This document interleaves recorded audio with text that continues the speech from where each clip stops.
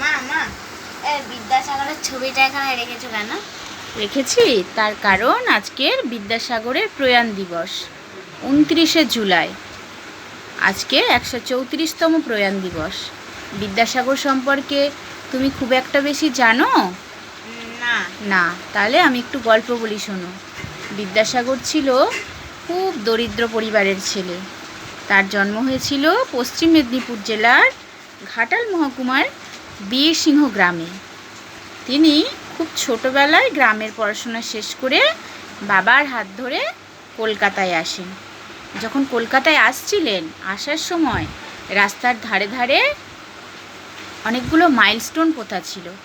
সেই মাইলস্টোন দেখে দেখে তিনি ইংরেজি সংখ্যা শিখেছিলেন।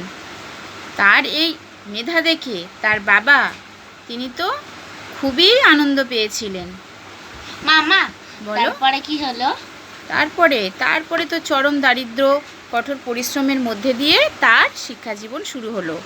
কলকাতায় এসে তিনি নিজের হাতে রান্না করা, বাসন মাজা, কাপড় কাচা, সংসারের যাবতীয় কাজ করে তার ফাঁকে পড়াশোনা চালিয়ে যেতেন। এখন যে আমরা এই যে বিজলি বাতির আলোয় তুমি পড়াশোনা করছো না, তখন কিন্তু এসব ছিল না। বিদ্যাসাগর মহাশয় রাস্তার ধারে গ্যাস বাতির তলায় লেখাপড়া করতেন। তারপরে কি হলো?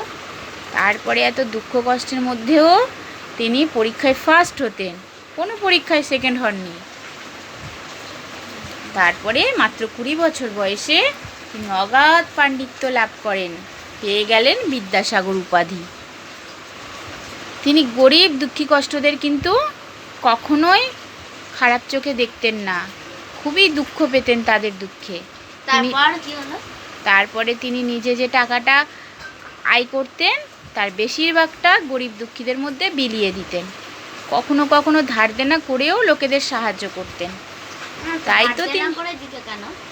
তার কারণ যে পরিমাণে টাকা দরকার থাকতো সেই পরিমাণে টাকা তিনি রোজগার করতে পারতেন না, তাই কখনো কখনো ধার করে গরিব দুঃখীদের দান করতেন। তাই তো তিনি বিদ্যাসাগর ছাড়াও দয়ার সাগরও বটে, তাই না? তাই আমাদের বিদ্যাসাগরকে চিরস্মরণীয় করে মনে রাখা উচিত।